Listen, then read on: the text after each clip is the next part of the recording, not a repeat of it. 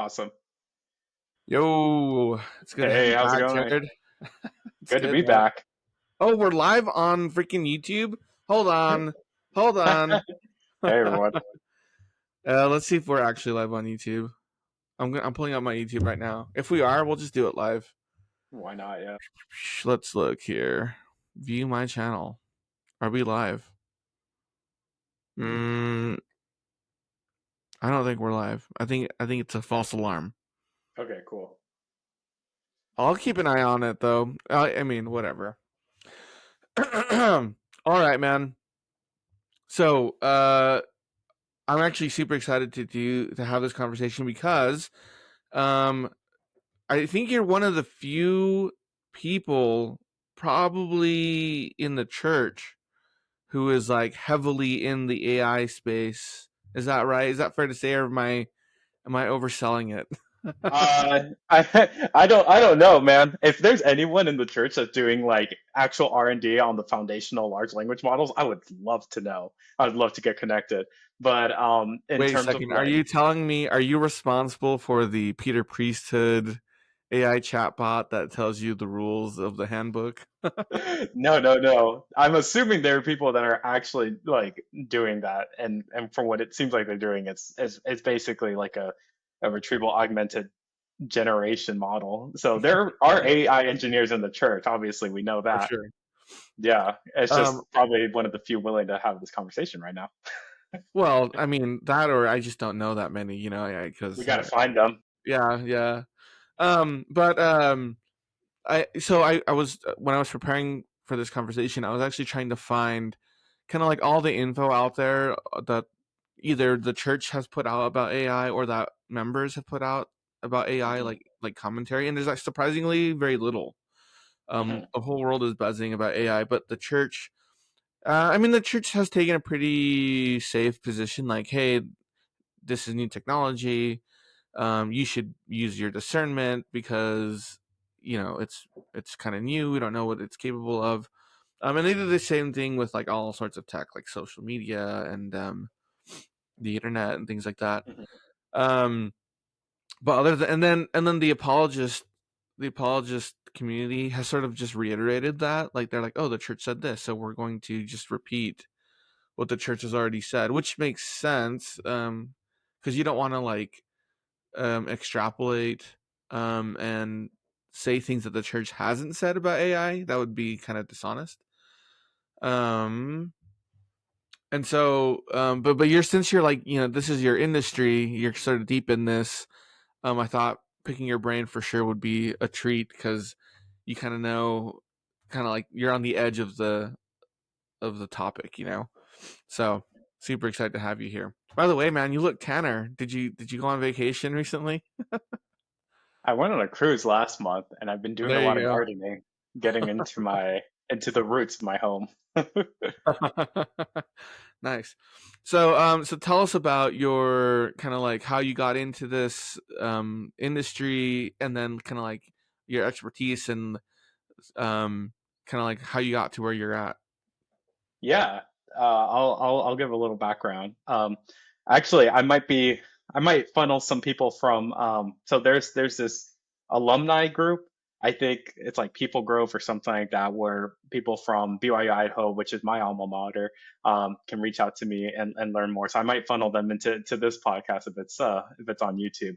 But yeah, I originally went to BYU Idaho to study computer science, software engineering, and I was super into augmented and virtual reality. Like ever since I was growing up, I was super into technology. Like when iPhone came out, I like told my mom, "Hey, you'll have one of these probably in 5 years," and she did. So like I knew I had a knack for like predicting how technology was going to shape the world and be everywhere.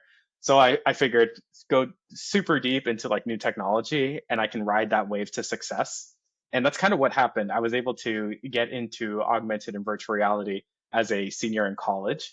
And then that got me a foot in the door to a job out in Utah. And I was doing augmented reality app development alongside drone development and stuff like that. It was a bunch of interesting How how technologies. long how long ago was it that you graduated? It was 2017, Oh, wow, so I think. you're like ahead of the curve for sure. Yeah. I actually knew about virtual reality back in like 2012, 2013. It was actually on my mission that I like started getting into this stuff.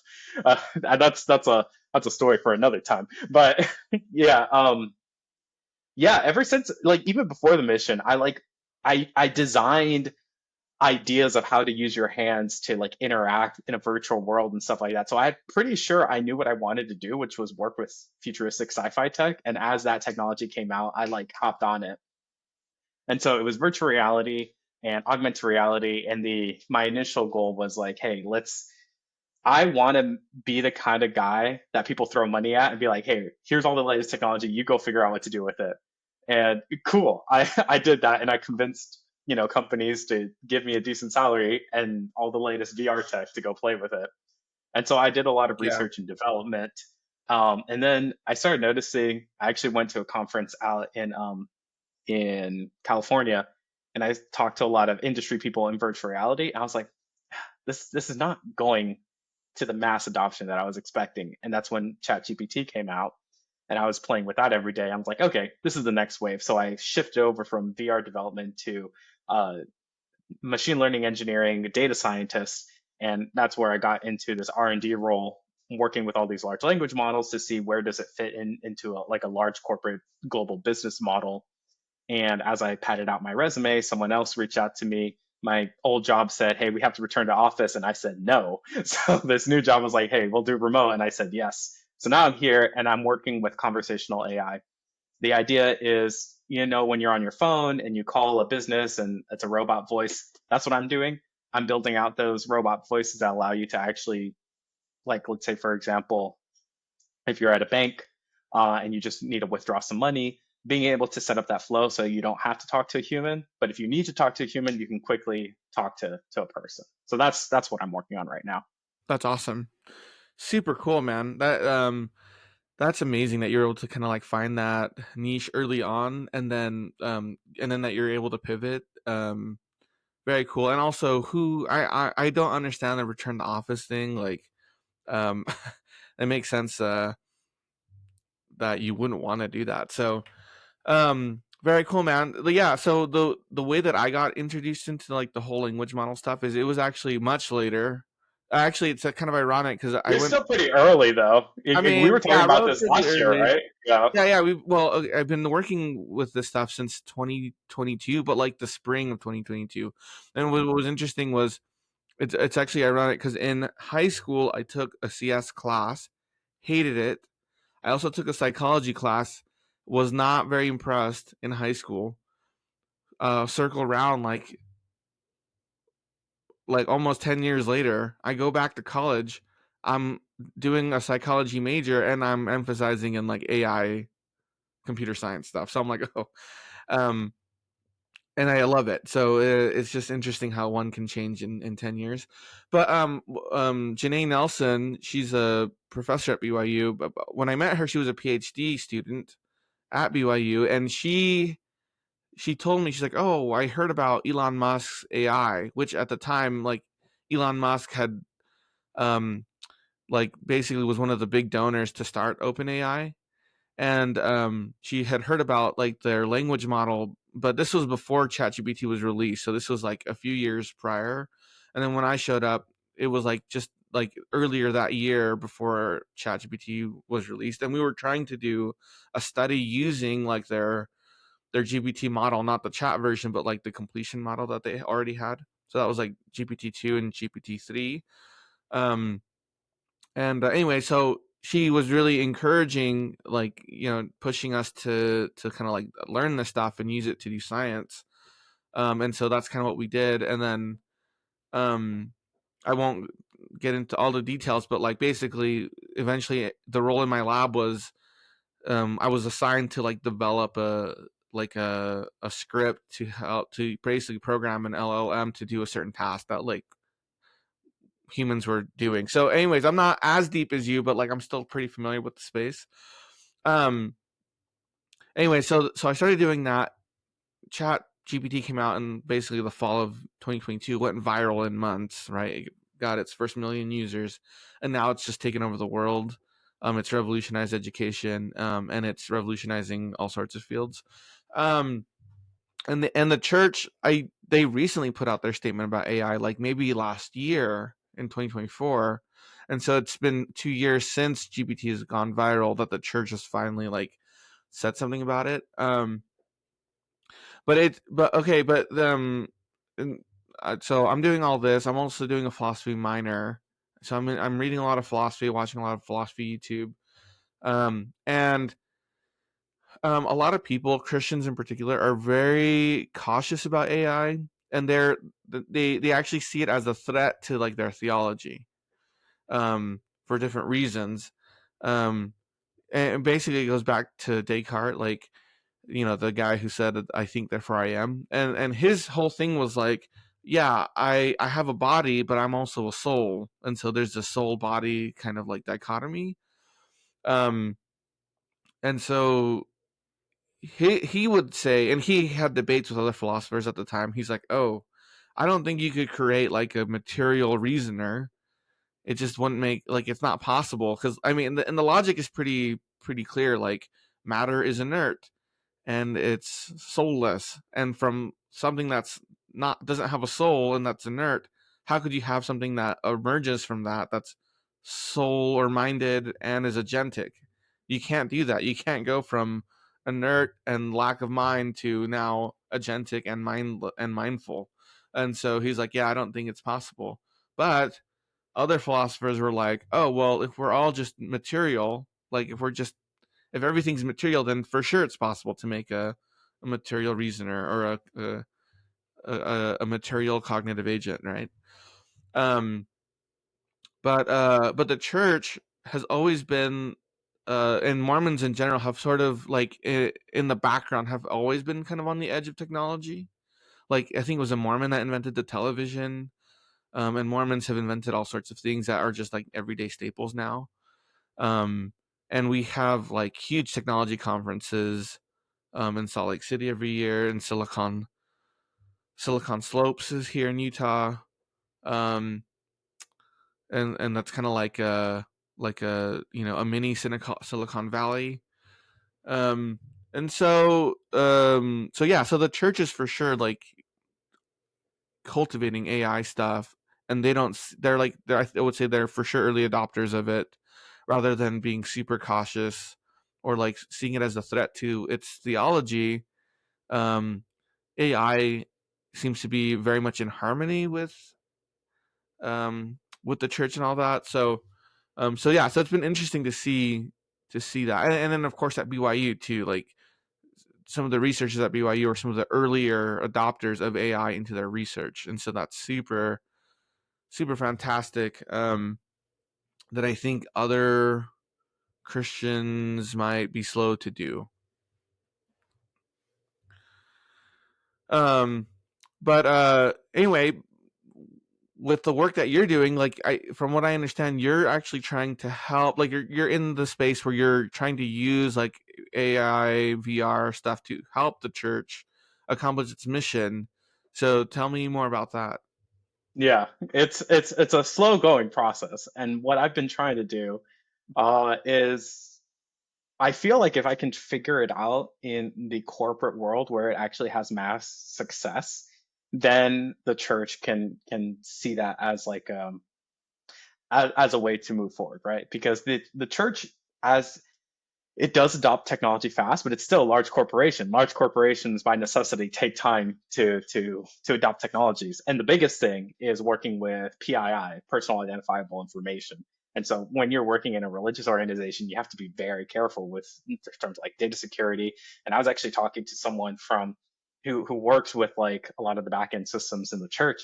And they're talking about like, yeah, we run into some really unique issues where like we have like church member data like in Russia or in these different countries, and you have to like work with that data very differently than you work with US data. So there there's a lot of hurdles to overcome.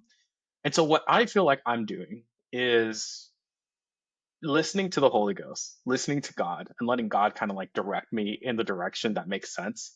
And the general gist that I've gotten is learn how to make this technology work in a large corporate setting first, before transitioning those skills over into the church. Now, I'm sure that there are a lot of people already in the church who already have a familiarity with the tribal knowledge of like church IT stuff like that, right? And it makes sense that, there are people that are already doing that, that already have like in the app, like a RAG model, generative AI, things like that. I think what would be interesting though is beyond just church administration, what can Gen AI do for the lay member of the church, right? Like we have the handbook, but like is there anything else like scripture study companion, right? Like I've used AI, and I know this might sound blasphemous to some members of the church, but I've used AI for personal revelation. Now I caveat that, and this is what I try to experiment with. I try to experiment with what does that look like? How does that look like in a way that is aligned more with the prophet and with the scriptures rather than whatever value Silicon Valley would have, shoved down your throat, right? And so experimenting with what is the best way to feel the spirit with generative AI is something I've been like experimenting and doing R&D for myself over the past like 2 years, right? And so that's one aspect. Like how like yeah, there's AI in the general administrative space. There's AI also with like family history, managing all that visual data in terms of indexing and things like that, right? But the thing that's starting to get me more and more excited is how does AI help with the lay member in their day to day, discipleship? And I think that is a field that is very much R&D if anyone's doing anything there, because yeah, AI can help, in large scale data manipulation, serving a lot of people. When it comes to like serving people on like a, how would I say, like an emotional level, that is where I find a lot of interest in, because I've used AI for emotional self-regulation. I've used AI to help me kind of like process my thoughts. I've used AI to help me study scriptures. I've used AI to help me learn. And so it's like a lot of these tricks and tips that I'm using, I know because I am an AI engineer. Not everyone's going to be an AI engineer. So how can I like distill this in a way that I can like maybe send out an application to like a person and be like, hey, this is an app powered by AI that will help you in your discipleship with Jesus Christ. Like that's the ultimate goal. And finding people who are interested in doing that is something I hope this podcast can help attract those kinds of like-minded individuals. For sure. No, I love that. I feel like there's two things to what you said. One is, if you want to help the church, become an expert in your domain, wherever that is outside of the church, so that you can take those skills and bring them back to church, and then help the church community at large. And I think that's super um, sage advice for several reasons. I think, and to me, it also demonstrates like a type of consecration. Like, hey, like our labor, our skills, our talents, our might, mind, and strength, everything like it should go towards helping the church, and the church has been successful because people who have been bankers in communications and education and science, in the arts, etc., they've all have given back to the church, and they make. I mean, the church would not be a success without these people. So becoming competent at a skill and bringing it back is super important. I think that's awesome. But then second, I think you also hit on a really important aspect about it's not just technology, but how do you use like inspiration, revelation, and guidance from the Holy Ghost to guide your usage of the thing. That I mean that's really the big issue. When I was preparing for this, I found a talk by Elder Bednar that he gave back in November called "Things as They Really Are 2.0," and that was given at BYU Idaho as at a devotional, and it was super interesting to hear because he mentioned AI and how AI was promising, but also how you could really become deceived. And this is 100% true. I mean, deep fakes, fake images, AI written text. I'm pretty sure people are using AI to write propaganda for whatever country or organization they're a part of. Um, but then there's other things that are becoming more serious. For example, there's a loneliness epidemic right now. People are using ChatGPT to sort of like address that loneliness.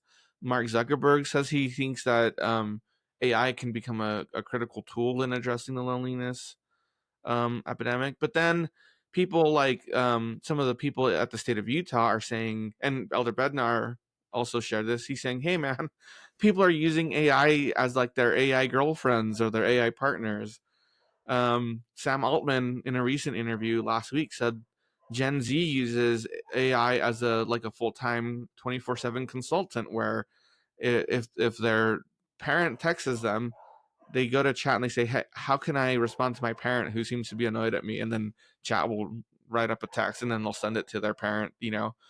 Um, and so that's um, both miraculous that AI can do that, but also potentially really dangerous because you're literally deferring your thinking and agency to an algorithm, and that could be. I mean, the AI can't know everything; it can't always make the best decision for you. And so that's super interesting. And there's all sorts of problems that need to be solved.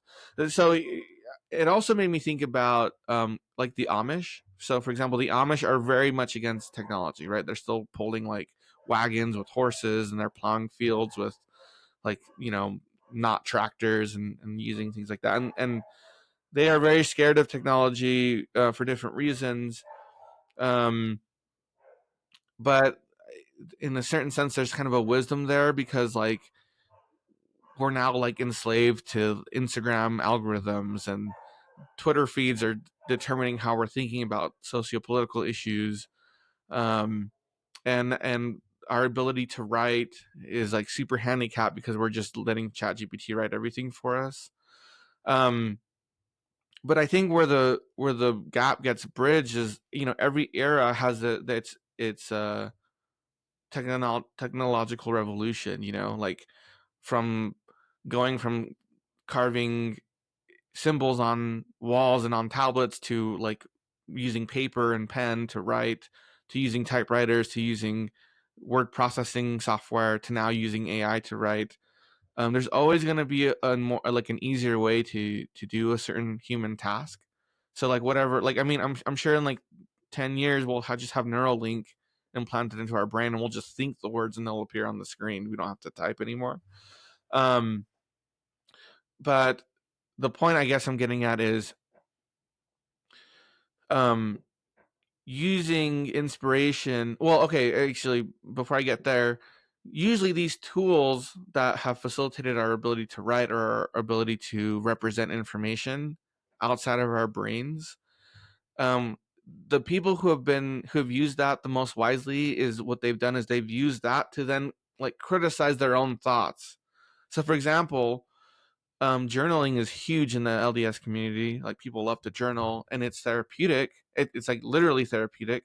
And the reason that's the case is because if you're distressed about a topic, you can write. You can sit down at your desk, open a journal, and think out your thoughts, and then you can reflect on what you've written. And you're like, I had a terrible day. I had this fight with my partner and with my mom, and I'm super stressed about work and money and I don't know what to do.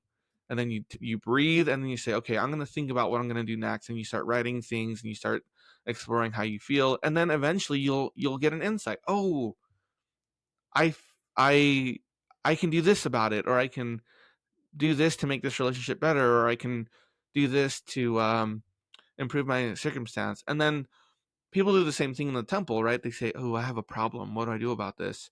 I'm going to go to the temple because I know I'm going to receive guidance from God there. So they go, they pray in the temple and they think about what's going on and they spend some time there. Maybe they go there several times over the course of weeks or months. And then, oh yeah, here's the solution. I got it. I received an answer, And so that self reflection, meditation, self critique, um, people who use technology to do that are actually the people who become the most adaptive at using this technology. So when I hear about you using AI to like untangle emotional issues, it's like, yeah, we can use AI to kind of like use it as a soundboard to bounce ideas and thoughts off of it so that it can like help us look around our blind spots and kind of like reframe things.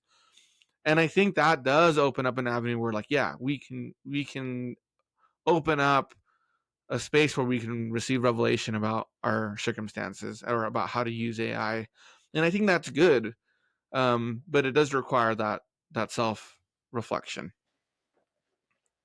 Yeah, I think one of the things that I've experienced a lot, and this, there are a lot of people in the world that experience hardship, and what I've learned is that there's a difference between hardship and trauma, and a lot of people probably experience trauma as well. So hardship is just something hard, something difficult, something unenjoyable, but afterwards it's processed, meaning like it kind of it makes sense. Like it was just like a really, really hard week, a really, really hard year. A lot of life circumstances came, but because like it makes sense, like once it's done and once it's processed, it kind of is just like a hard period of life.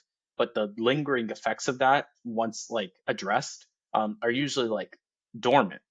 Trauma, on the other hand, is different. It's the hardships that come in that are like it doesn't make sense, right? Because they're unprocessed, because it was overwhelming cognitively, or it happened as a kid and you just didn't have the skills to like cope with it. And so what that leaves is like triggers, right? So like something that like will set you off that logically doesn't make sense, but your body still feels it. It's really hard because it's unprocessed.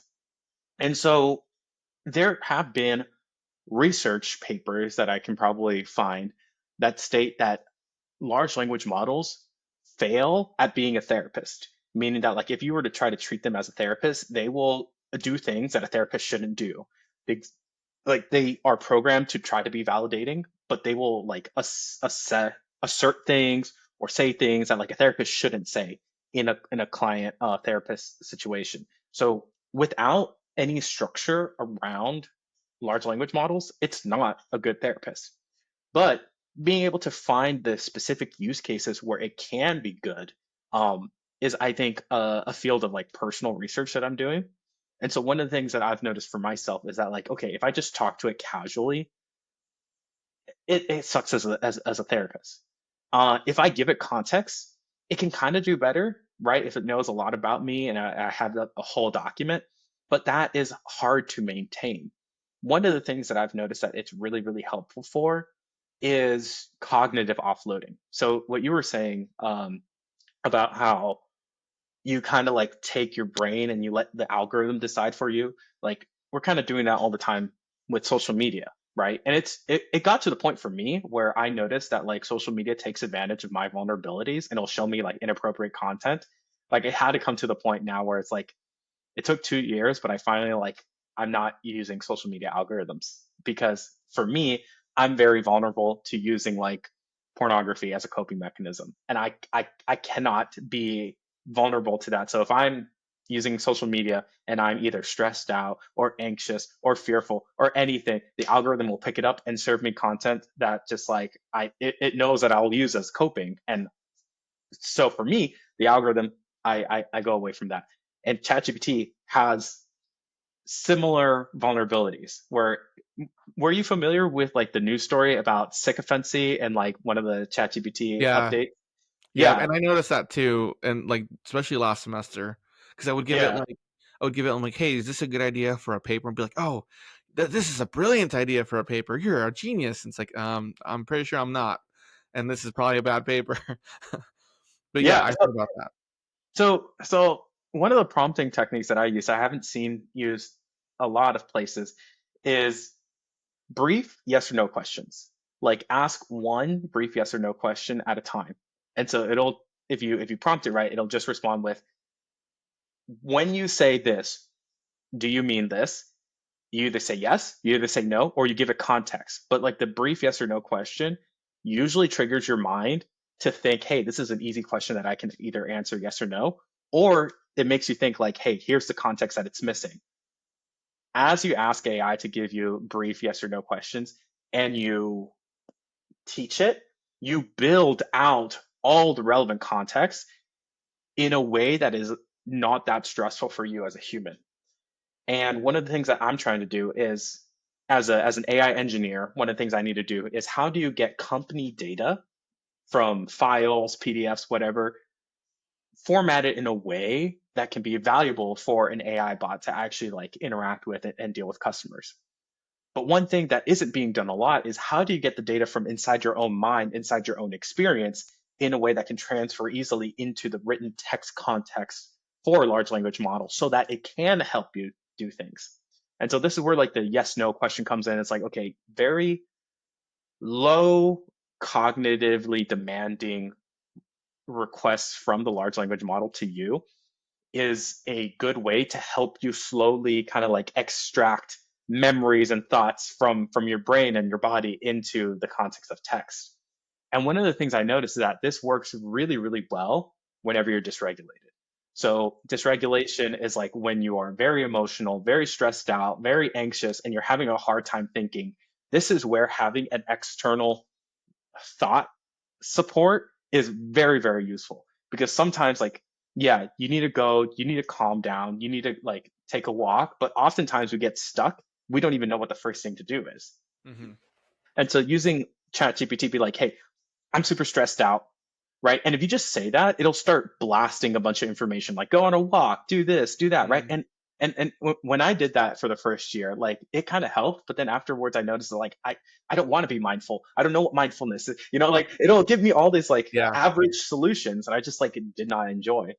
And so reframing my approach with large language models in that state of like, hey, mentally I'm not there yet. Like if I was calm, yeah, I could like reason through this problem, but I'm not. Mm-hmm. Ask me one yes or no question. Okay, it's like, are you stressed?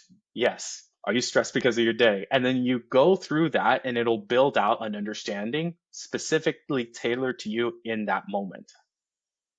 I love it. I think that's awesome.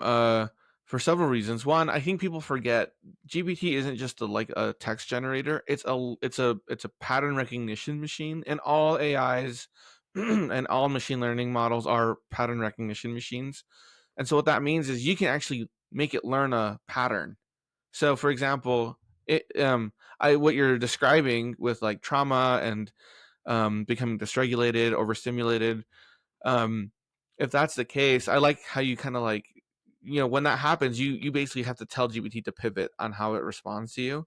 But you could literally train it to do that and be like, hey, if I tell you I'm stressed, I need you to then respond in basically how you describe, give me very simple low cognitive responses that are yes or no, so that I can like basically stop the spiraling, um but I think that puts the driver back in the driver's seat, right? Like the problem with social media is that the algorithm, it's there, but it's sort of like in the background and it's implicit. And so like if you oh man like people have this experience where you're like talking to a friend about something, a random topic, and then later that day you see an ad for that thing on your phone, right?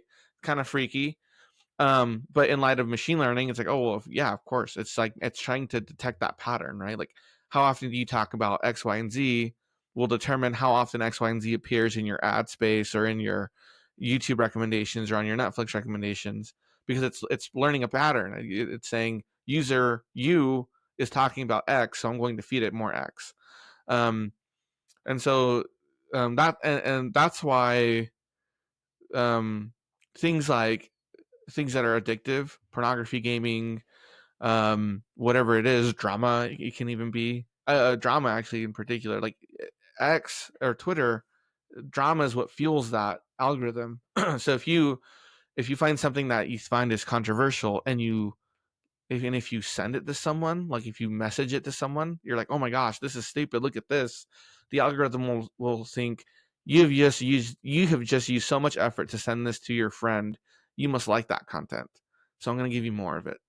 Um, but you can also reinforce your algorithm and you can tailor your experience to be like, okay, if there are church things, if there are uplifting things, follow those things, like those things, share those things, including this podcast, share it, because uh, it will give people more of that. And so you're not just subjected to the algorithm, you can help train it as well. So putting it putting like giving people back their agency is super important.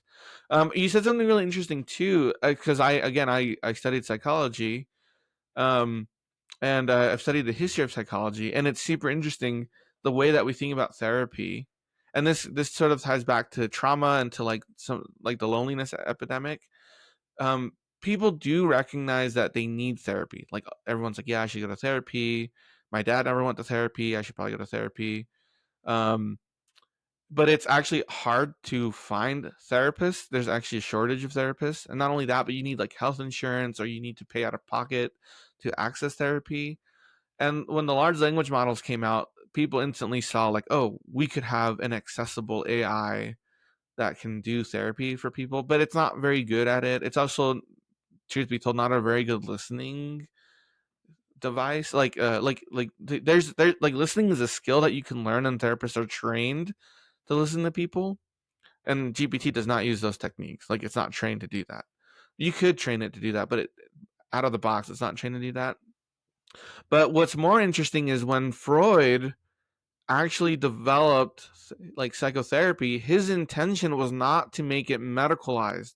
Like his intention wasn't to make therapy something that a trained psychotherapist would do in within a hospital or a therapeutic medical setting that people go to get like a medical service. He instead kind of had the idea that actually we should be training everyone to be psychotherapists so that they can do therapy on each other. And some people say, well, that's kind of misguided and kind of naive and dangerous, and that's, I kind of agree with that too.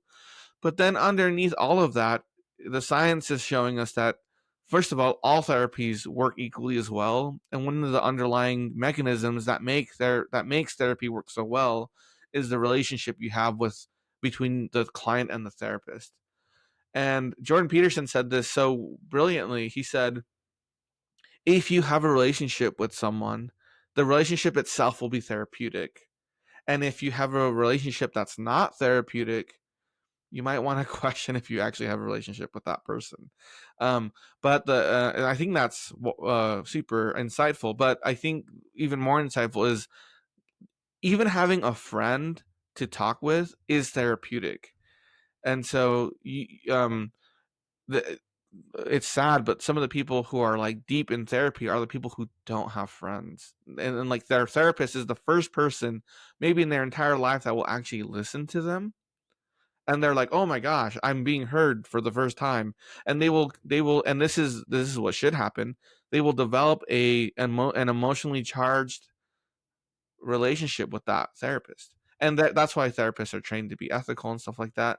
But typically, if you have good friends, you have an emotionally charged relationship with that person. And if they're truly they're your friend, they will have your best interest at heart, and they will want to help you because they love you. And so um AI. See, I fundamentally disagree with Mark Zuckerberg on this. Like, AI can be a good supplement to address the loneliness epidemic, but I also think it's sort of like the it's like the cure is the poison too, because there's a potential there for more self isolation, and for Gen Z, that's kind of what's going on, where they're all connected on the web, but they never go outside. They don't even talk to their parents. They're just stuck inside their house, scrolling and chatting with their friends, or talking to them through Minecraft or other like Twitch servers, but they're not actually interacting. But I think for the people who like for some reason they don't have friends, the AI can be really good in a pinch where like people don't have access to other humans and things like that. But really what it comes down to is we have to be better at building personal relationships with other people. And so um that's going to be, I would argue, like having time with friends and family and connecting with those people is going to be, in general, right, there's exceptions, but in general that's going to be just as therapeutic or even more therapeutic than like trying to find a therapist.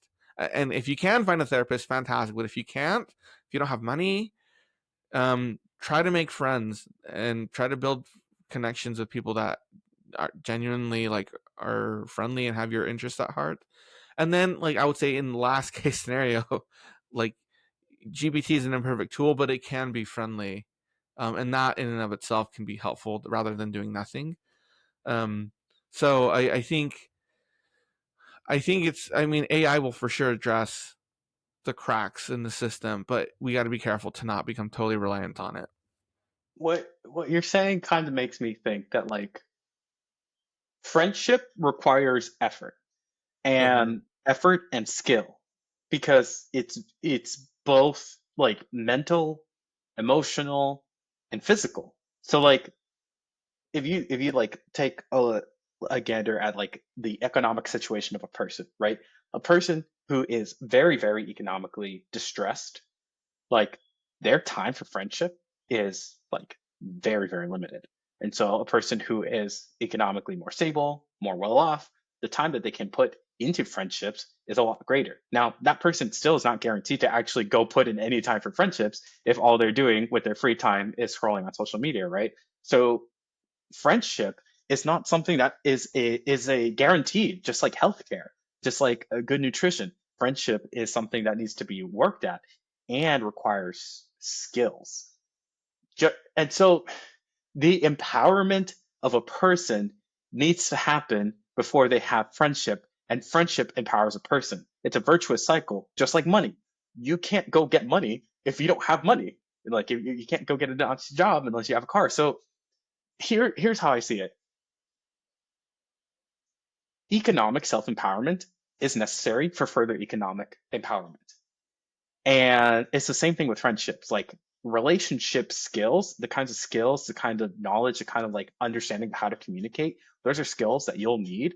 And confidence in yourself. Those are things that you'll need before you can actually go make real life friends. And so from like the therapeutic standpoint, sometimes a therapist seems to be like the first friend, the first person, like the little initial charge to actually start working through things, share the load with someone else, take a breath so that you can actually be someone who can actually go be friends with other people in the world. And so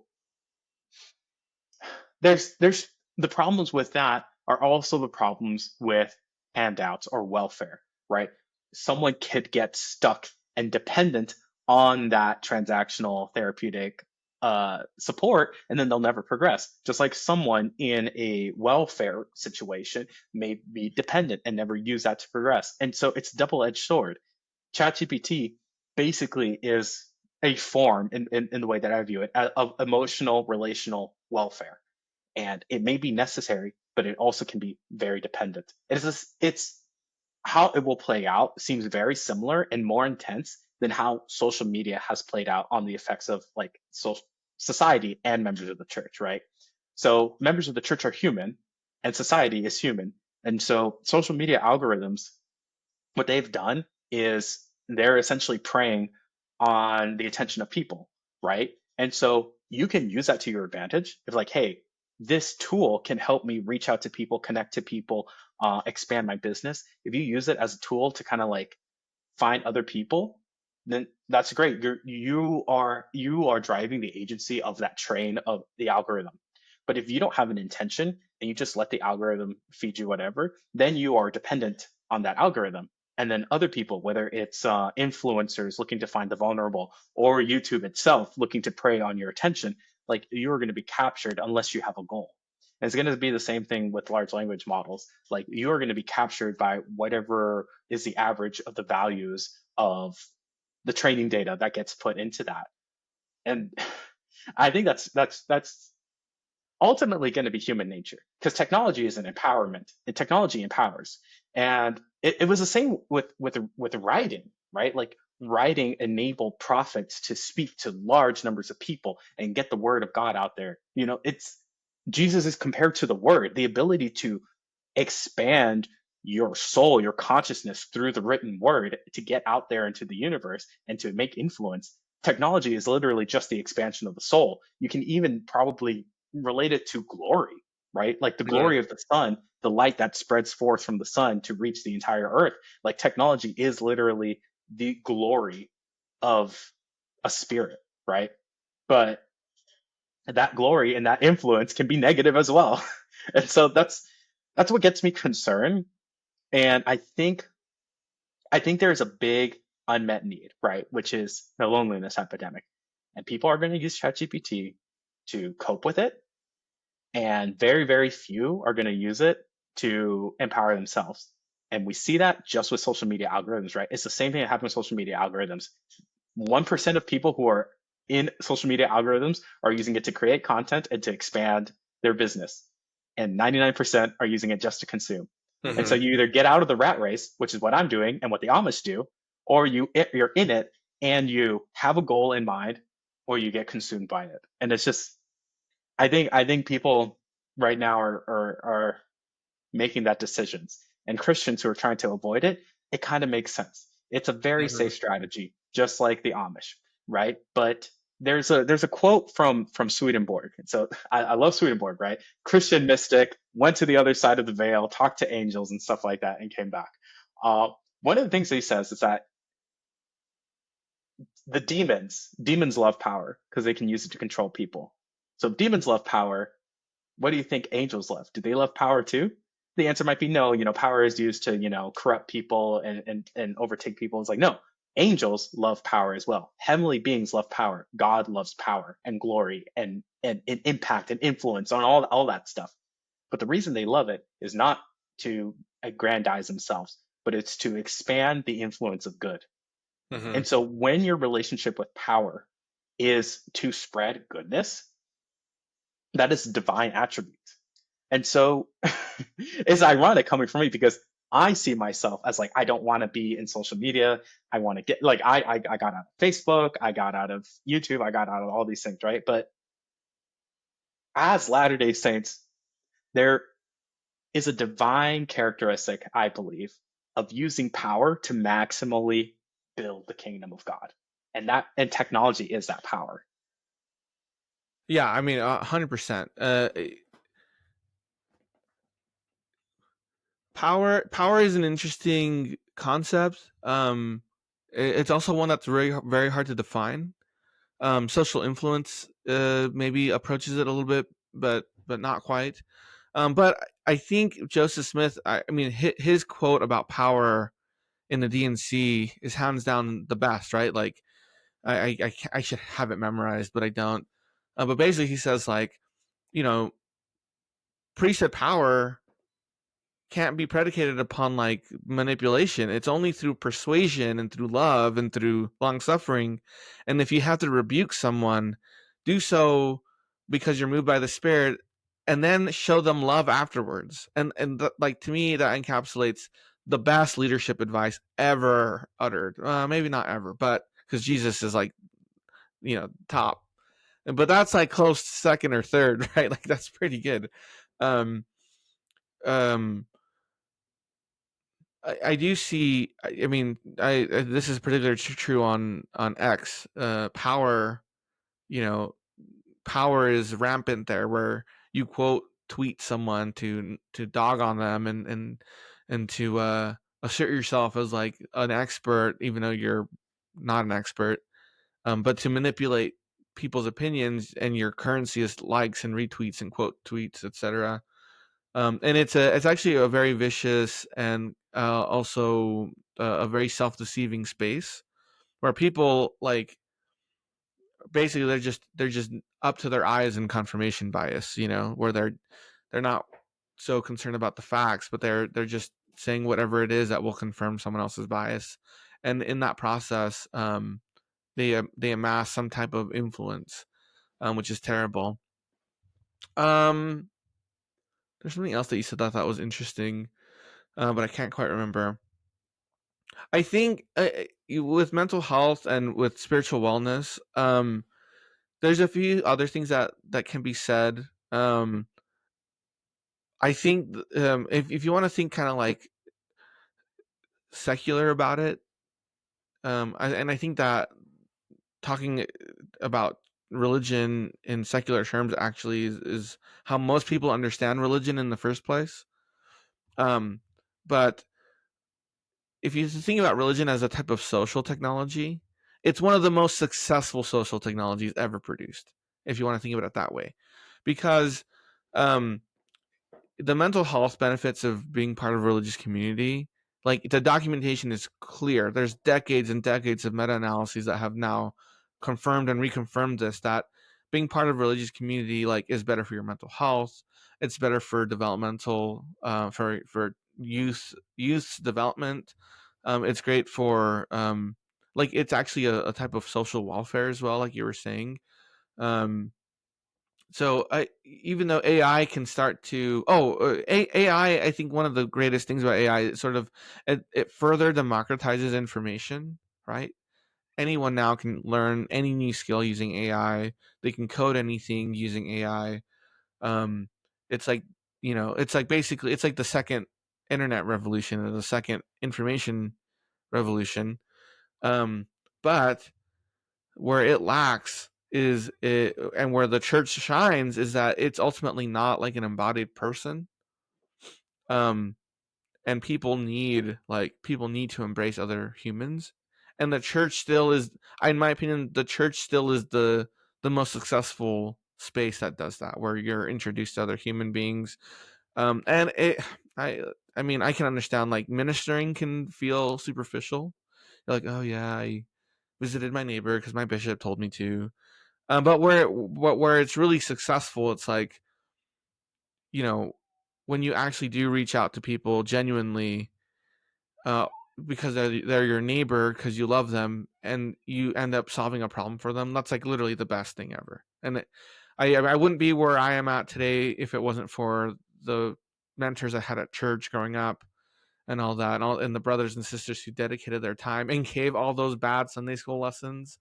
Like that has still helped so much. You can't measure it and you can't put it into words, but for sure it has like provided a context for people's like outstanding development. Um, so AI I think will help us do that. If we can figure out how to use AI to help us do ministering, to help us connect more, to help people understand other people's pain and to comfort them. Using it that way, I think, will be amazing for the church and for people in general. Yeah, I think your point on religion being a social technology, which it's only secular if you don't include like the pre-existence and the millennium Right. and stuff like that, right? Because like the interesting thing and the thing I love about LDS theology is that Christ is embodied, God is embodied, Hmm. God is in the reality of the human space because we are literally his children. And so like any social technology that involves human to human connection also involves God to human connection, and That's God right. is just of the same kind. And so like we develop a social relationship through covenants with Jesus Christ, That's right. like That's right. as an embodied person. And like the idea is that like, hey, and we'll embodiedly see him in the future. And so like the only way that viewing religion as a social technology secularly probably negates it as like a positive lens is Yeah. if you just like don't take in the resurrected Christ. But because there is a resurrected Christ, like he's there. And so like the technology of writing, the written word, like Jesus Christ sanctions technology because in the Book of Mormon, in Third Nephi, he says, "Bring the records." And what is a written Hmm. record but not It's a form of technology? technology. Yeah. Exactly. And so technology viewed as a way to connect people, which is the promise of Facebook, right? Now, the effects of Facebook might be they disconnect people, right? But the heart resonating mission of using technology to connect people, intentionally actually doing that seems to be a divine mission of the Latter-day Saints, right? Because Hmm. I, I I think this is where ministering comes in because what I see with ministering is like, hey, send a text message, send a phone call, use technology to connect people where they That's right. are, ultimately building the foundation of intimacy to be like, hey, now I want to be there in person, you know? It's like you use this technology to reach out and actually accomplish the mission of what all these other technology people are trying to do, right? That's right. And Facebook, what Facebook does and all these other technologies, they give the promise of connecting people and they enable that, but ultimately it's up to the people to connect themselves. Hmm. Like guns don't kill people, people kill people, right? Technology does not connect people. People connect people.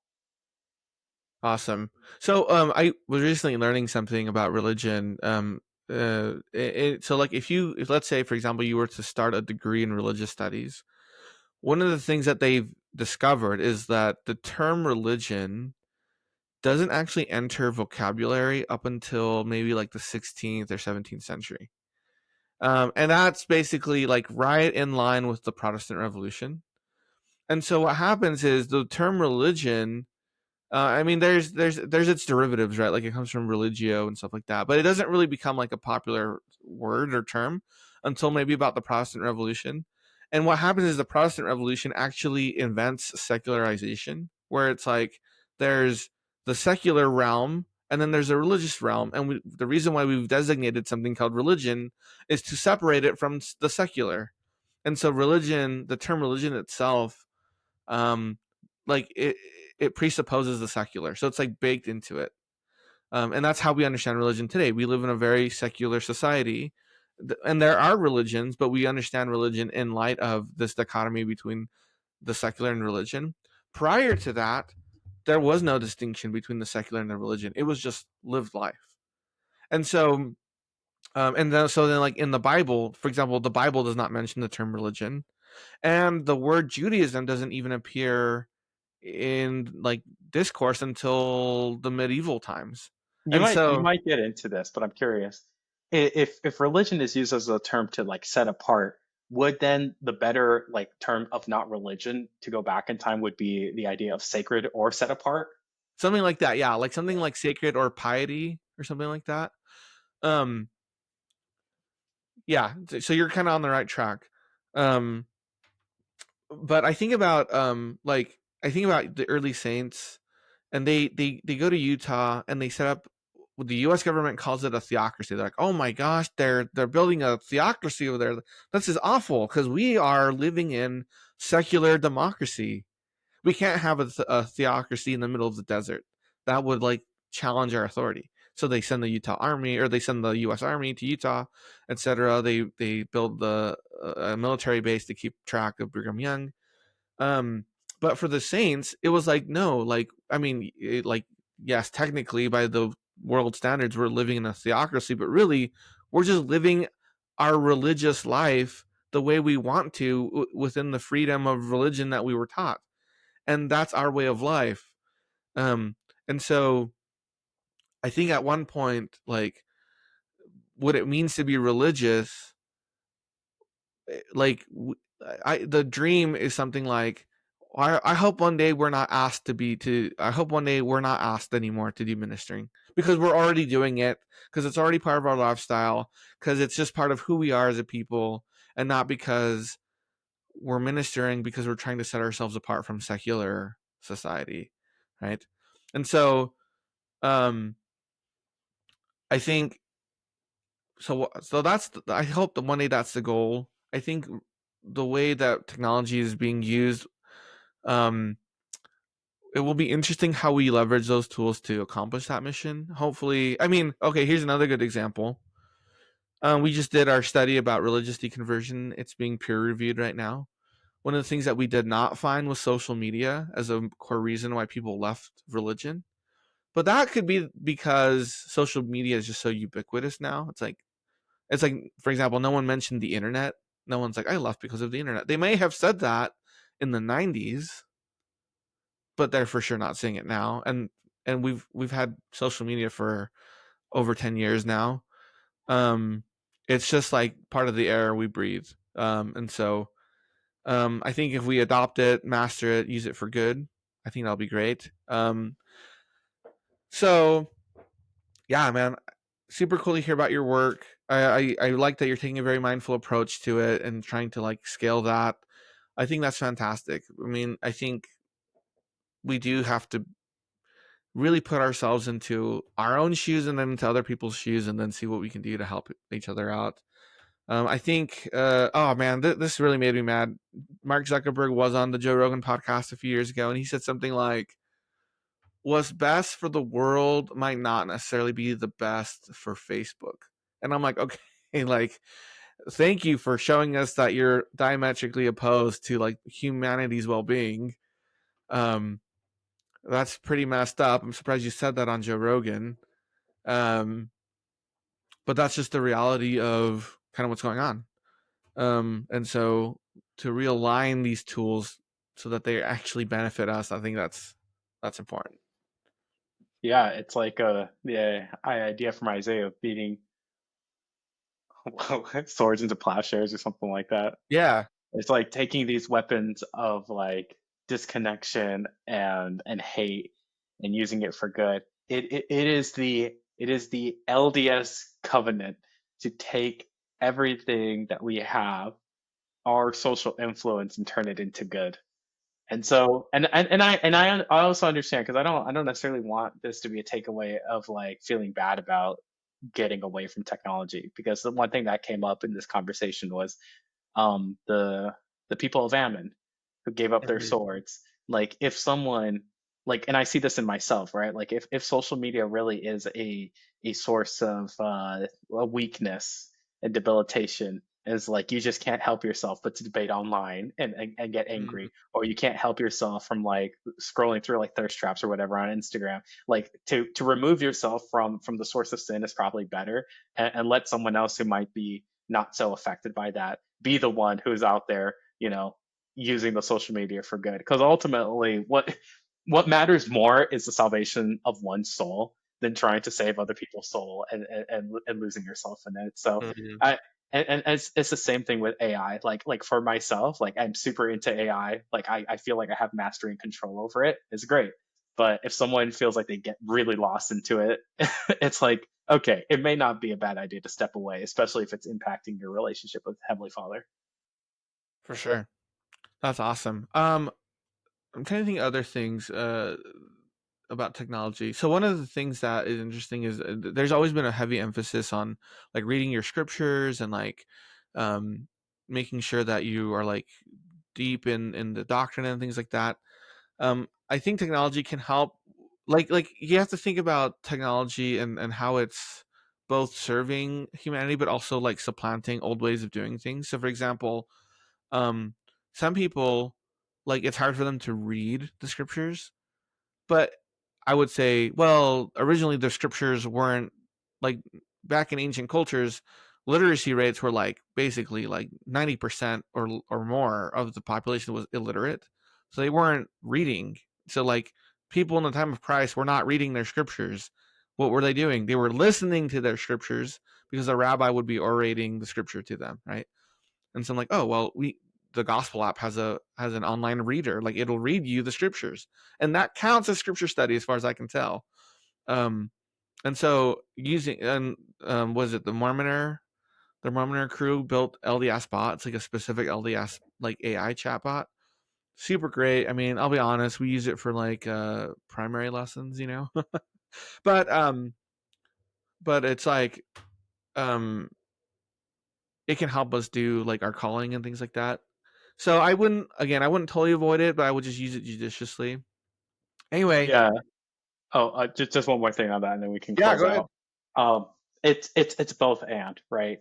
Hmm. It's both, and it's both using the technology as a preacher, as an orator, right? Either through podcasts, through someone else actually helping you out, or as a substitute for that person to help you out, right? And also an empowerment. So if you can imagine the two roles that a person can play. One can be like, hey, I went and processed this information. Now I will preach it to you, like listening to wholesome podcasts and people in your community. That's a really good way to scripture study. But then also the empowerment phase of having someone teach you how to study the scriptures, teach you how to read, the difficult words. I think that's also where AI can come in, right? As a software engineer, right? Writing code is something I have to do all the time. Sometimes I let the AI write the code for me, especially if it's simple. But if something more complicated, something I really need to like put a lot more customization into it, if I'm struggling, I have the AI help me walk through and empower me to do that myself. So AI can help you process information, but can also help you become a better processor of information. It can help you receive inspiration, but it will also help you be empowered to know how to organize your thoughts on your own and receive revelation on your own too. So that's just one thing I want to advocate as the 100%. empowering power. I'm just gonna write an email to OpenAI and be like, am I learning from AI or is the AI learning from me? So maybe I should be paid per token. every time I Hey, do. there we go. But yeah, I agree. I think technology, all sorts of technologies. See, that's the thing is people think about technology in terms of like digital and physical things. But there are types of technology that are like cognitive and spiritual, and like again, the church. It's not just a social technology. It's like it encompasses all sorts of things. Where like it's good for your mental health, it's good for your development, it's good for building communities, it's good for building marriages that last, it's good for rearing children, it's good for becoming more Christ-like, for connecting with God. Um, you have to kind of expand your conception of what technology is. It's like basic technology is just a tool, right? It's like just like having a robust vocabulary is a tool for communication. So um, we can use our ability to receive revelation. We can sharpen that tool. We can use other tools to help us sharpen that tool. I think that's going to be paramount from here on out. We're living in a new world where I mean, not only you see that's the thing. Not only are you being deceived by the technology, what's really happening is you're deceiving yourself with the technology. That's the thing.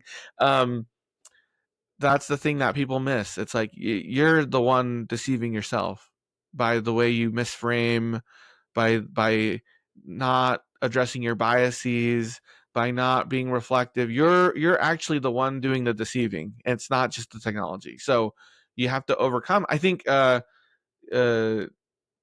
priesthood authority, priesthood structures, the practices that we do, the priesthood practices that we do in the temple, all that.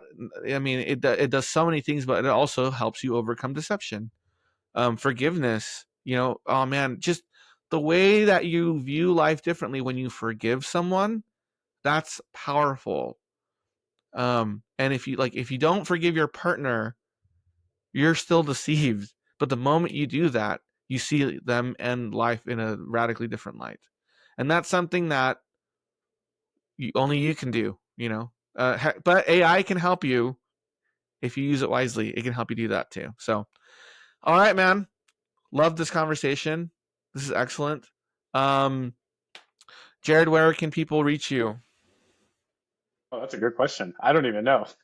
I might have to post my GitHub because that might be the only way that people will know anything that I do. Yeah, And that's the maximally nerdy way to reach you, but I like it. Yeah, no, you know what? I'll actually put my email. I'll send you my email. If anyone actually wants to reach out to me, they reach out to me to email because I'm not going to be on Facebook. I have a Twitter, but I don't post on it. And I'm not on Instagram. Oh, my YouTube channel. There we go. Okay, awesome. We'll plug your YouTube channel. Yeah, technically I have a YouTube channel. I might do some more videos there. Okay, awesome. All right, guys. Thank you.